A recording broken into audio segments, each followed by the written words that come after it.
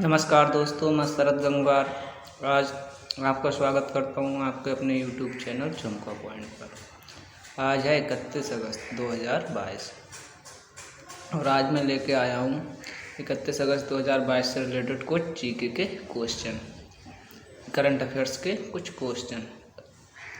अगर आपको वीडियो पसंद आए तो चैनल को सब्सक्राइब करना और वीडियो को लाइक करना, कमेंट करना। चलिए देखते हैं पहला क्वेश्चन क्या है। पहला क्वेश्चन है इंडियन ऑयल कॉरपोरेशन किस वर्ष तक शुद्ध शून्य परिचालन कार्बन उत्सर्जन का लक्ष्य हासिल करने के लिए 2 करोड़ रुपए का निवेश करेगा। यानी कि जो इंडियन ऑयल कॉरपोरेशन है वो किस वर्ष तक करेगा शुद्ध शून्य परिचालन कार्बन उत्सर्जन का लक्ष्य हासिल। तो ये कब करेगा? 2046 तक। ये 2046 तक करेगा। आइए इस क्वेश्चन से रिलेटेड कुछ और क्वेश्चन भी देख लेते हैं, इम्पोर्टेंट चीज़ें।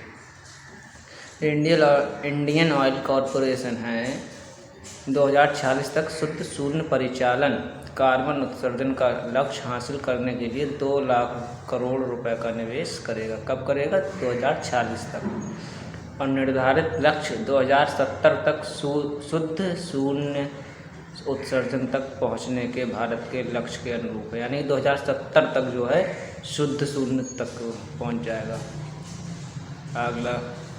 आगे देखते हैं। और 2 लाख करोड़ रुपए से अधिक निवेश से कार्बन डाइऑक्साइड उत्सर्जन को कम करके लगभग 0.7 बिलियन मीट्रिक टन प्रति वर्ष करने में मदद मिलेगी। यानी जो 2 लाख करोड़ रुपए है उससे जो कार्बन डाइऑक्साइड का उत्सर्जन होगा वो लगभग 0.7 बिलियन मीट्रिक टन प्रति वर्ष करने में मदद मिलेगी। अगला देखते हैं। अगला है हाल ही में किसके द्वारा हाल ही में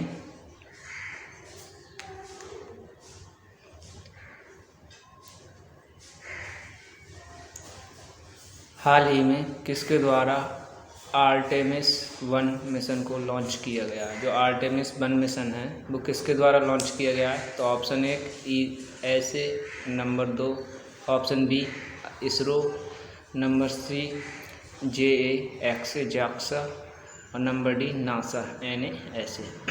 तो इसका जो सही ऑप्शन है वो है ऑप्शन डी, यानी कि नासा। जो नासा है आर्टेमिस 1 मिशन लॉन्च करेगा। अगला क्वेश्चन देखते हैं। इसी से क्वेश्चन से रिलेटेड कुछ बातें देखते हैं। जो नासा का आर्टेमिस 1 मिशन है वो 29 अगस्त 2022 को लॉन्च किया जाएगा। 29 अगस्त 2022 को आर्टेमिस 1।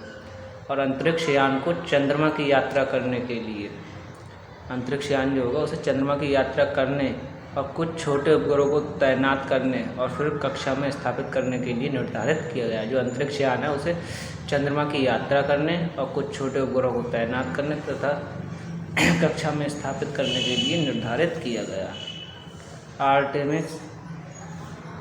आर्टेमिस 1 नए स्पेस लॉन्च सिस्टम की पहली उड़ान होने जा रही है।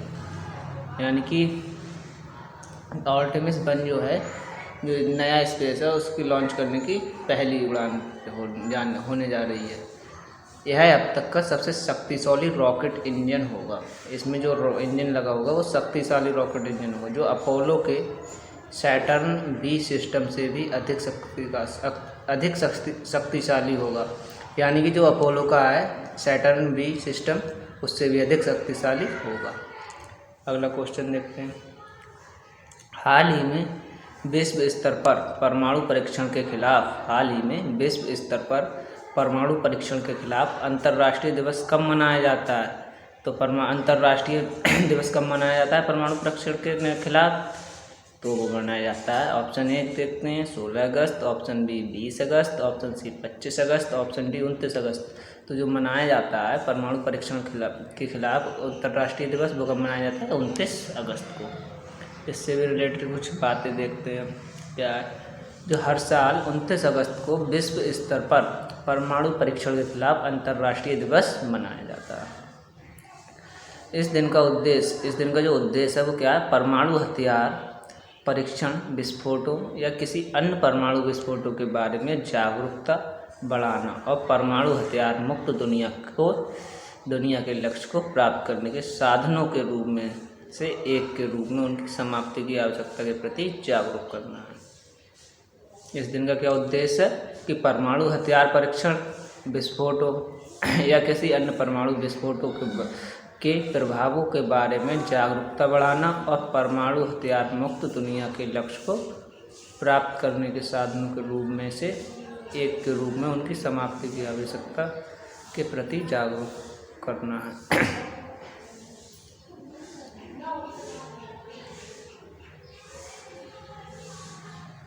यह दिन किसी भी देश द्वारा सभी प्रकार के परमाणु हथियारों के परीक्षण और इसके उपयोग पर, यह जो दिन है वो किसी भी देश द्वारा सभी प्रकार के परमाणु हथियारों के परीक्षण और इसके उपयोग पर प्रतिबंध लगाने की तात्कालिकता पर प्रकाश डालता है। यानी कि यह जो इस दिन जो है परमाणु हथियारों के परीक्षण और इसका उपयोग पर प्रतिबंध लगाने की तात्कालिकता पर प्रकाश डालता है।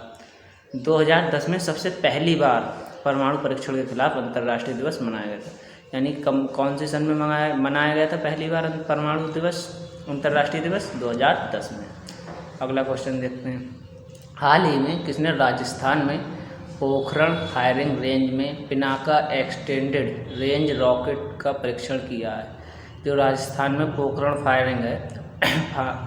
फायरिंग रेंज है उसमें पिनाका एक्सटेंडेड रेंज रॉकेट का परीक्षण किसने किया है? तो option A DRDO, option B ISRO, option C HAL, option D ONGC। तो इसका जो सही ऑप्शन है वो है पहला, यानी कि DRDO ने। इससे भी रिलेटेड कुछ क्वेश्चन देखते हैं। DRDO ने राजस्थान के पोखरण फायरिंग रेंज में पिनाका एक्सटेंडेड रेंज रॉकेट का परीक्षण किया है। यानी कि DRDO ने कहाँ किया है? राजस्थान में किया है। कौन सी रेंज में किया है? पोखरण फायरिंग रेंज में किया है। किसका किया है? पिनाका एक्सटेंडेड रेंज रॉकेट का। अगला देखते हैं। पिनाका रॉकेट को DRDO द्वारा, जो पिनाका रॉकेट है उसको DRDO द्वारा विकसित किया गया है। हालांकि यह निजी क्षेत्र की फर्म द्वारा उत्पादित किए गए हैं। पिनाका है वो एक आर्टिलरी मिसाइल सिस्टम है जो उच्च परिशुद्धता के साथ 25 किलोमीटर तक की सीमा तक दुश्मन के इलाके में हमला करने में सक्षम है। जो पिनाका आर्टिलरी मिसाइल है वो परिशुद्धता के साथ 75 किलोमीटर की सीमा तक दुश्मन के इलाके में हमला कर सकती है। अगला क्वेश्चन देखते हैं। स्वच्छ गंगा के लिए राष्ट्रीय गंगा मिशन और इसके बीच हाइब्रिड एन्युटी मोड के तहत आगरा के सीवेज उपचार संयंत्रों के विकास के लिए एक समझौते पर हस्ताक्षर किए गए हैं। तो कौन सा है वो समझौता? नंबर ए उत्तर प्रदेश जल निगम द्वारा, ऑप्शन बी विश्वराज पर्यावरण, ऑप्शन सी फर्स्ट और सेकंड दोनों, ऑप्शन डी इनमें से कोई नहीं। तो इसका जो सही ऑप्शन है वो कौन सा है? सी, यानी कि फर्स्ट और सेकंड दोनों, उत्तर प्रदेश के जल निगम द्वारा और विश्वराज पर्यावरण के द्वारा। इससे भी रिलेटेड कुछ क्वेश्चन देखते हैं। जो राष्ट्रीय स्वच्छ गंगा मिशन, उत्तर प्रदेश जल निगम और विश्वराज पर्यावरण के बीच एक त्रिपक्षीय समझौते पर हस्ताक्षर किए गए हैं। इसके द्वारा उत्तर प्रदेश जल निगम और विश्वराज पर्यावरण के द्वारा हस्ताक्षर किए गए हैं समझौते पर।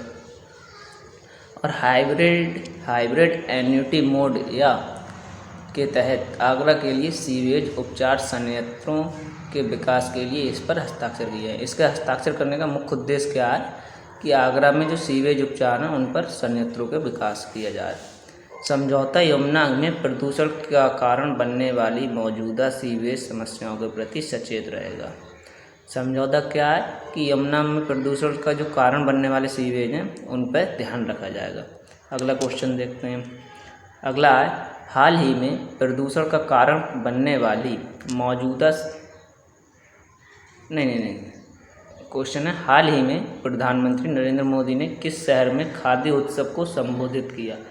खाद्य उत्सव को प्रधानमंत्री नरेंद्र मोदी ने कहाँ संबोधित किया? तो ऑप्शन ए है इंदौर, ऑप्शन बी है जोधपुर, ऑप्शन सी है मुंबई, ऑप्शन डी है अहमदाबाद।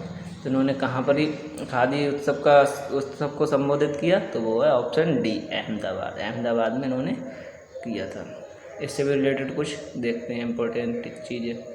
प्रधानमंत्री नरेंद्र मोदी ने अहमदाबाद में साबरमती रिवर फ्रंट पर खादी उत्सव को संबोधित किया। तो इन्होंने हाल ही में नरेंद्र मोदी ने कहाँ पर किया खादी उत्सव को संबोधित? साबरमती, अहमदाबाद में साबरमती रिवर फ्रंट पर। देश के स्वतंत्रता संग्राम में खादी के महत्व को अंकित करने के लिए आज़ादी का अमृत महोत्सव के हिस्से के रूप में अद्वितीय खादी उत्सव का आयोजन किया जा रहा है। खादी उत्सव का आयोजन क्यों किया जा रहा है? जो स्वतंत्रता संग्राम में खादी के महत्व को अंकित करने के लिए आज़ादी का अमृत महोत्सव के हिस्से के रूप में अद्वितीय खादी उत्सव का आयोजन किया जा रहा है। प्रधानमंत्री अहमदाबाद, कच्छ और गांधीनगर में विभिन्न परियोजनाओं का भी शुभारंभ करेंगे। इस कार्यक्रम में चरखों के विकास पर एक प्रदर्शनी भी लगेगी। अगला क्वेश्चन देखते हैं। एमएसएमई के क्षेत्र में सहयोग के लिए एमएसएमई मंत्रालय और मॉरिशस गणराज्य के व्यापार, उद्यम और सहकारिता मंत्रालय के बीच संयुक्त समिति की बैठक का कौन सा संस्करण आयोजित किया गया है? तो ऑप्शन ए पहला, ऑप्शन बी तीसरी, ऑप्शन बी 5वीं, ऑप्शन डी 10वीं। तो इसका जो ऑप्शन बी है वो बिल्कुल सही है, यानी तीसरी। इससे भी रिलेटेड कुछ क्वेश्चन देखते हैं। जो एमएसएमई के क्षेत्र में सहयोग के लिए एमएसएमई मंत्रालय और मॉरिशस के व्यापार, उद्यम और सहकारिता मंत्रालय के बीच तीसरी संयुक्त समिति बैठक नई दिल्ली में आयोजित हुई। कहाँ पर हुई थी? नई दिल्ली में हुई थी। किस किस के बीच हुई थी? एमएसएमई मंत्रालय और मॉरिशस के व्यापार, उद्यम सहकारिता मंत्रालय। मॉरिशस प्रतिनिधिमंडल की यात्रा के दौरान सहयोग पर 2 समझौता ज्ञापनों पर भी हस्ताक्षर किए गए। उनमें से एक पर एसएमई मॉरिशस लिमिटेड और दूसरी पर EDII अहमदाबाद के बीच हस्ताक्षर किए गए थे। अगला क्वेश्चन देखते हैं। हाल ही में किस जिले को भारत में सर्वश्रेष्ठ आकांक्षी जिला घोषित किया गया है? जो भारत में सर्वश्रेष्ठ आकांक्षी जिला है वो कौन सा है? देखते हैं। Option A Bhopal, option B Hyderabad, option C Haridwar, option D New Delhi. तो इसका जो सही आंसर है वो है ऑप्शन सी हरिद्वार। हरिद्वार को जो है भारत का सर्वश्रेष्ठ आकांक्षी जिला घोषित किया गया है। अगला क्वेश्चन देखते हैं। इससे भी रिलेटेड कुछ पॉइंट देखते हैं। जो NITI आयोग है उसने हरिद्वार को भारत का सर्वश्रेष्ठ आकांक्षी जिला घोषित किया है। इसने बेसिक इंफ्रास्ट्रक्चर थीम में पहला स्थान हासिल किया है। जो हरिद्वार है उसने बेसिक इंफ्रास्ट्रक्चर थीम में पहला स्थान हासिल किया है, और जिससे शहर को केंद्र सरकार द्वारा 3 करोड़ का अतिरिक्त आवंटन किया जाएगा, यानी कि इसे 3 करोड़ रुपए अतिरिक्त मिलेंगे। आकांक्षी जिला कार्यक्रम 2018 में शुरू किया गया था। इसका उद्देश्य देश भर में 112 सबसे कम विकसित जिलों को प्रभावी ढंग से परिवर्तित करना था। अगला क्वेश्चन देखते हैं। सशस्त्र बलों में स्वदेशीकरण प्राप्त करने के लिए एक प्रमुख पहल के रूप में भारतीय नौसेना 100% स्वदेशी कितने मिमी उच्च विस्फोटक AK-630 तोपों का उपयोग करेगी? तो कितनी mm का करेगी? Option A 10 mm, option B 20 mm, option C 30 mm, option D 40 mm। तो इसका ऑप्शन जो है सी सही है, 30 mm। इससे भी रिलेटेड कुछ पॉइंट देखते हैं। जो सशस्त्र बलों में स्वदेशीकरण प्राप्त करने के लिए एक प्रमुख पहल के रूप में भारतीय नौसेना 100% स्वदेशी 30 mm उच्च विस्फोटक AK-630 तोपों का उपयोग करेगी। युद्धपोतों के लिए उपयुक्त गोला बारूद का निर्माण एक निजी कंपनी सोलर ग्रुप की इकोनॉमिक एक्सप्लोजिव्स द्वारा किया जाएगा। इसका निर्माण, परीक्षण और वितरण 12 महीनों के भीतर नागपुर के भंडारा आयुध कारखाने से प्रणोदक स्रोतों के द्वारा किया गया था। अगला देखते हैं। अगला क्वेश्चन है। हाल ही में राष्ट्रीय खेल दिवस कब मनाया गया? राष्ट्रीय खेल दिवस कब मनाया गया? तो ऑप्शन ए 26 अगस्त, ऑप्शन बी 27 अगस्त, ऑप्शन सी 29 अगस्त, ऑप्शन डी 30 अगस्त। तो इसका जो सही ऑप्शन है वो ऑप्शन सी 29 अगस्त। 29 अगस्त को राष्ट्रीय खेल दिवस मनाया गया। इससे भी रिलेटेड कुछ बातें देखते हैं, पॉइंट देखते हैं। भारत में राष्ट्रीय खेल दिवस प्रत्येक वर्ष 29 अगस्त को मनाया जाता है। राष्ट्रीय खेल दिवस कब मनाया जाता है? 29 अगस्त को प्रत्येक वर्ष। राष्ट्रीय खेल दिवस मेजर ध्यानचंद की विरासत का सम्मान करने और हमारे जीवन में खेल के महत्व को स्वीकार करने के लिए मनाया जाता है। जो राष्ट्रीय खेल दिवस है वो क्यों मनाया जाता है? मेजर ध्यानचंद की विरासत का सम्मान करने और हमारे जीवन में खेल के महत्व को स्वीकार करने के लिए मनाया जाता है। 29 अगस्त को मनाने का कारण यह है कि इस दिन भारत के दिग्गज hockey player major Dhyanchand Kushwaha का जन्म हुआ था। यानी कि जो हॉकी के प्लेयर थे मेजर ध्यानचंद, उनका इस दिन जन्म हुआ था। इन्हीं के जन्म पर राष्ट्रीय खेल दिवस मनाया जाता है 29 अगस्त को। मेजर ध्यानचंद को हॉकी का जादूगर कहा जाता था। हॉकी का जादूगर किसे कहा जाता था? मेजर ध्यानचंद को। इनके जन्मदिन को राष्ट्रीय खेल दिवस के रूप में मनाया जाता है। खेल के बारे में जागरूकता फैलाने के लिए शैक्षिक और सार्वजनिक संस्थानों में खेल आयोजन आयोजित किए जाते हैं। यानी खेल के बारे में जागरूकता फैलाने के लिए शैक्षिक और सार्वजनिक संस्थानों में भी खेल का आयोजन किया जाता है। राष्ट्रपति इस दिन भारत के राष्ट्रपति भवन में मेजर ध्यानचंद खेल रत्न पुरस्कार सहित खेल से संबंधित प्रमुख पुरस्कार प्रदान करते हैं।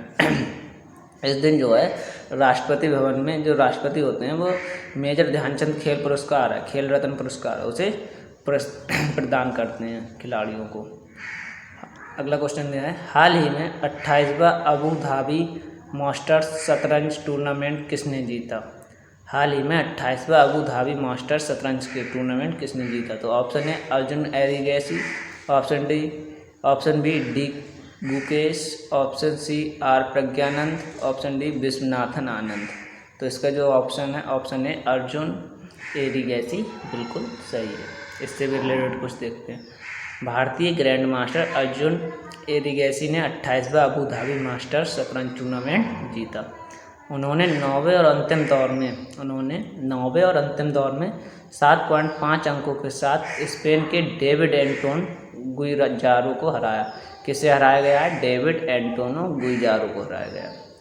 लाइव रेटिंग लिस्ट में फिलहाल अर्जुन एरिगैसी भारत में तीसरे नंबर पर हैं।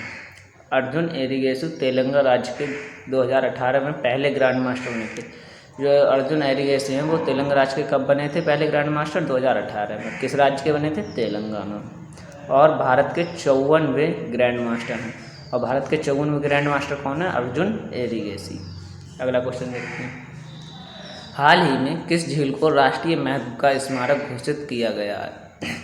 तो ऑप्शन है सांभर झील, ऑप्शन बी अनंगताल झील, ऑप्शन सी चिल्का झील, ऑप्शन डी पुलिकट झील। तो इसका जो ऑप्शन है ऑप्शन बी बिल्कुल सही है, अनंगताल झील। अनंगताल झील को राष्ट्रीय महत्व का स्मारक घोषित किया गया है। इससे रिलेटेड कुछ पॉइंट देख लेते हैं।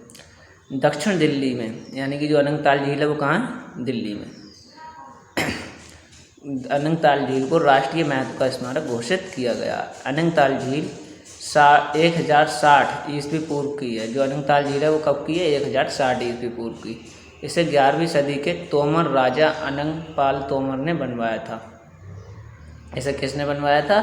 11वीं सदी के राजा जो थे तोमर अनंगपाल तोमर, उन्होंने बनवाया था। राष्ट्रीय महत्व के स्मारकों को भारतीय पुरातत्व सर्वेक्षण ASI द्वारा नामित किया गया है। जो राष्ट्रीय महत्व के स्मारक हैं उन्हें भारतीय पुरातत्व सर्वेक्षण ASI द्वारा नामित किया गया है। एक बार नामित होने के बाद ASI स्थल के आसपास के क्षेत्र में निर्माण गतिविधि को प्रतिबंधित कर देता है। अगला क्वेश्चन है, हाल ही में किस बैंक ने 2 नए क्रेडिट कार्ड लॉन्च करने के लिए टाटा न्यू के साथ साझेदारी की है? टाटा न्यू के साथ उन्होंने 2 नए क्रेडिट कार्ड लॉन्च करने जा रही है बैंक, और टाटा न्यू के साथ साझेदारी की है। तो वो ऑप्शन देखते हैं। पहला ऑप्शन है कोटक बैंक, और दूसरा ऑप्शन है एक्सिस बैंक, तीसरा HDFC बैंक, चौथा SBI बैंक। तो जो है हमारा ऑप्शन है वो तीसरा बिल्कुल सही है, HDFC बैंक। HDFC बैंक जो है वो 2 नए क्रेडिट कार्ड लॉन्च करने जा रही है, और वो किसके साथ? टाटा न्यू के साथ। अगला क्वेश्चन देखते हैं। हाल ही में अंतर्राष्ट्रीय मुद्रा कोष IMF में भारत के कार्यकारी निदेशक के रूप में किसे नियुक्त किया गया है? तो किसे नियुक्त किया गया है? सुरजीत भल्ला को। IMF में कार्यकारी निदेशक के रूप में किसे नियुक्त किया गया है? सुरजीत भल्ला को। सुरजीत भल्ला नहीं, ये ऑप्शन है। Option A Surjit Bhalla, option B Gita Gopinath, option C Raghuram Rajan, option D Krishnamurthy Subramanian. तो इसका जो ऑप्शन है ऑप्शन डी बिल्कुल सही है, कृष्णमूर्ति सुब्रमण्यम को, इन्हें कृष्णमूर्ति सुब्रमण्यम है, इन्हें IMF का कार्यकारी निदेशक नियुक्त किया गया है। अगला क्वेश्चन देखते हैं। किस देश ने हाल ही में रूस द्वारा संचालित एक परमाणु ऊर्जा कंपनी ASE के साथ $2.25 बिलियन के समझौते पर हस्ताक्षर किए हैं? यानी कि ऐसा कौन सा देश है जिसने रूस द्वारा संचालित एक रूस की जो परमाणु ऊर्जा कंपनी है ASI उसके साथ समझौते पर हस्ताक्षर किए हैं? तो ऑप्शन देखते हैं। पहला है उत्तरी कोरिया, दूसरा है दक्षिणी कोरिया, तीसरा है यूक्रेन, चौथा है अमेरिका। तो इसका जो ऑप्शन है वो दूसरा सही है, यानी दक्षिण कोरिया। दक्षिण कोरिया के साथ दक्षिण कोरिया ने रूस द्वारा संचालित एक रूस की जो परमाणु ऊर्जा कंपनी है ASE उसके साथ समझौते पर हस्ताक्षर किए। अगला क्वेश्चन देखते हैं। हाल ही में ड्रीम सेट गो के पहले ब्रांड एम्बेसडर के रूप में किसे नियुक्त किया गया है? यानी कि जो ड्रीम सेट गो है उसके पहले ब्रांड एम्बेसडर के रूप में किसे नियुक्त किया गया है? तो पहला ऑप्शन है राहुल द्रविड़, दूसरा है सचिन तेंदुलकर, तीसरा है वीरेंद्र सहवाग, चौथा है सौरभ गांगुली। तो इसका जो ऑप्शन है वो सौरभ गांगुली, यानी कि चौथा ऑप्शन बिल्कुल सही है। जो सौरभ गांगुली हैं उन्हें ड्रीम सेट गो के पहले ब्रांड एम्बेसडर बने हैं। अगला क्वेश्चन देखते हैं। हाल ही में किस देश ने 2 रेलवे परियोजनाओं के लिए भारत के साथ एक अनुबंध पर हस्ताक्षर किए हैं? जो कौन सा ऐसा देश है जिसने 2 रेलवे परियोजनाओं के लिए भारत के साथ अनुबंध पर हस्ताक्षर किए हैं? तो ऑप्शन देखते हैं। ऑप्शन है पहला नेपाल, दूसरा बांग्लादेश, तीसरा श्रीलंका, चौथा पाकिस्तान। तो जो इसका ऑप्शन है वो दूसरा बिल्कुल सही है, बांग्लादेश। बांग्लादेश ने जो है भारत के साथ अनुबंध पर हस्ताक्षर किए हैं, 2 रेलवे परियोजनाओं के अनुबंध पर। अगला क्वेश्चन देखते हैं। हाल ही में कौन 100 T20 मैच खेलने वाले देश के पहले खिलाड़ी बने हैं? यानी कि जो 100 T20 मैच खेलने वाले कौन खिलाड़ी बने हैं पहले खिलाड़ी? तो option A Virat Kohli, option B Rohit Sharma, option C Bhuvneshwar Kumar, option D Shikhar Dhawan. तो इसका जो ऑप्शन है ए बिल्कुल सही है, विराट कोहली। जो विराट कोहली हैं वो 100 T20 मैच खेलने वाले पहले खिलाड़ी बने हैं। अगला क्वेश्चन देखते हैं। हाल ही में किस राज्य सरकार ने विनाइल के बैनरों पर प्रतिबंध लगाया है? यानी जो विनाइल के बैनर बनाए जाते हैं उन पर किसने प्रतिबंध लगाया? किस राज्य की सरकार ने? तो option A Kerala, option B Andhra Pradesh, option C Orissa, option D Punjab. तो ये जो प्रतिबंध लगाया है वो ऑप्शन 2B बिल्कुल सही है, आंध्र प्रदेश की सरकार ने प्रतिबंध लगाया है विनाइल के बैनरों पर। अगला क्वेश्चन देखते हैं। हाल ही में निम्न में से किसे राष्ट्रीय महत्व का स्मारक घोषित किया गया है?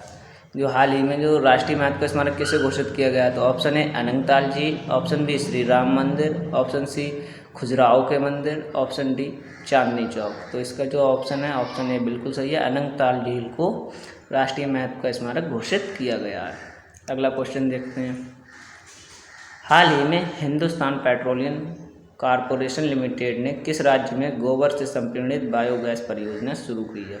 यानी कि जो हिंदुस्तान पेट्रोलियम कॉरपोरेशन है उसने गोबर से संपीड़ित बायोगैस की परियोजना किस राज्य में शुरू की है? तो option A Gujarat, option B Rajasthan, option C Uttar Pradesh, option D Uttarakhand. तो इसका जो है ऑप्शन बी बिल्कुल सही है, राजस्थान। राजस्थान में गोबर गैस से संपीड़ित बायोगैस की परियोजना शुरू की है। किसने की है? हिंदुस्तान पेट्रोलियम कॉरपोरेशन लिमिटेड ने।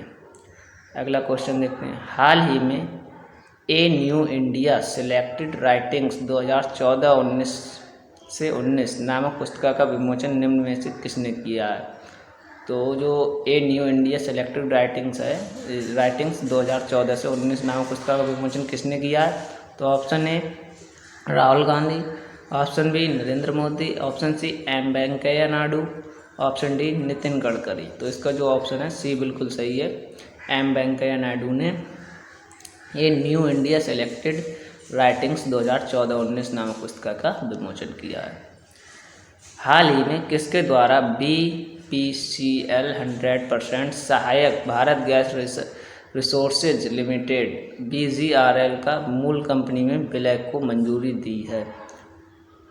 तो option A SEBI, option B MCA, option C RBI, option D IOCL। तो जो इसका सही ऑप्शन है वो है दूसरा, यानी कि बी, ऑप्शन बी बिल्कुल सही है, MCA।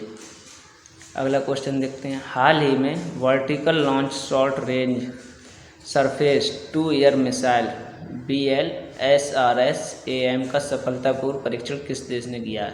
जो BLSRS-AM है उसका सफलतापूर्वक परीक्षण किस देश ने किया है? तो option A Bharat, option B चीन, option C Sri Lanka, option D America. तो इसका जो सफल परीक्षण है वो किसने किया है? ऑप्शन ए भारत ने इसका सफल परीक्षण किया है। अगला देखते हैं। अब्दुल गफ्फार नाडियाडवाला का हाल ही में निधन हो गया। जो अब्दुल गफ्फार नाडियाडवाला हैं उनका भी निधन हो गया। वे किस क्षेत्र से संबंधित हैं? Option A film, option B खेल, ऑप्शन सी शिक्षा, ऑप्शन डी राजनीति। तो वो हैं ऑप्शन ए फिल्म क्षेत्र से संबंधित हैं अब्दुल गफ्फार नाडियाडवाला। अगला क्वेश्चन देखते हैं। अगला है, हाल ही में कौन सा देश उष्णकटिबंधीय चक्रवात माओन की चपेट में आया है? जो भूकंप आया है या चक्रवात आया है माओन, उसकी चपेट में ऐसा कौन सा देश है जो आया है? तो option A Sweden, option B Malaysia, option C Philippines, option D कोई नहीं। तो जो इसका ऑप्शन है सी बिल्कुल सही है, फिलीपींस जो है माओन की चपेट में आया है। अगला क्वेश्चन देखते हैं। हाल ही में DRDO ने पिनाका एक्सटेंडेड रेंज रॉकेट का सफलतापूर्वक परीक्षण कहाँ किया है? अभी ये क्वेश्चन देखिए, पहले ही अभी मैं बता चुका हूँ। DRDO ने पिनाका एक्सटेंडेड रेंज रॉकेट का सफलतापूर्वक परीक्षण कहाँ किया है? तो option A Jaisalmer, option B Pokhran, option C Bhuj, option D Jodhpur. तो इसका जो सही ऑप्शन होगा वो कौन सा होगा? ऑप्शन बी पोखरण में इन्होंने किया DRDO ने पिनाका एक्सटेंडेड रेंज रॉकेट का सफलतापूर्वक परीक्षण। अगला है, हाल ही में प्रधानमंत्री नरेंद्र मोदी ने हरियाणा के किस जिले में अमृता अस्पताल का उद्घाटन किया है? तो नरेंद्र मोदी उन्होंने हरियाणा के किस जिले में अमृता अस्पताल का उद्घाटन किया है? तो option A Panchkula, option B Gurugram, option C Faridabad, option D Jhajjar. तो इसका जो है ऑप्शन सी बिल्कुल सही है, फरीदाबाद में, हरियाणा के फरीदाबाद जिले में अमृता अस्पताल का उद्घाटन नरेंद्र मोदी ने किया है। अगला क्वेश्चन देखते हैं। हाल ही में अंतर्राष्ट्रीय मुद्रा कोष IMF में भारत के कार्यकारी निदेशक किसे नियुक्त किया गया है? ये भी क्वेश्चन अभी पहले ही करा चुके हैं। तो इसका option option A Surjit S Bhalla, option B Soumya Swaminathan, option C KV Subramanian, option D Mukesh Agarwal. तो इसका जो ऑप्शन है ऑप्शन सी KV सुब्रमण्यम को चुना गया है। अगला देखते हैं। दोस्तों आज के इतने ही क्वेश्चन हैं। अगर आपको ये PDF चाहिए तो आप हमारे टेलीग्राम चैनल झुमका पॉइंट पर जुड़ सकते हैं और वहाँ से ये PDF डाउनलोड कर सकते हैं। अगर आपको वीडियो पसंद आई हो तो वीडियो को लाइक करना और चैनल को सब्सक्राइब करना ना भूलें। Thanks for watching.